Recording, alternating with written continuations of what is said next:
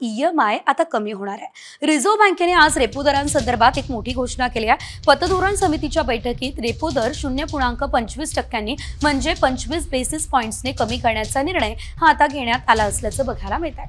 RBIचे नवीन governor Sanjay Malhotra यांच्या अध्यक्षतेखाली पतधोरण समितीची बैठक झाली आहे आणि त्यात रेपो रेट कमी करण्याचा निर्णय झाला आहे। तब्बल 5 वर्षांमध्ये चक्क पहिल्यांदाच RBI कडून व्याजदरात कपात करण्याचा निर्णय जो आहे तो आता घेण्यात आला असल्याचं बघायला मिळत आहे। केंद्र सरकारने यंदाच्या अर्थसंकल्पात 12 लाखांपर्यंतचं उत्पन्न करमुक्त करण्याची घोषणा केली आणि त्यानंतर आठवड्याभरातच RBIने व्याजदर कपातीचा निर्णय जारी केला।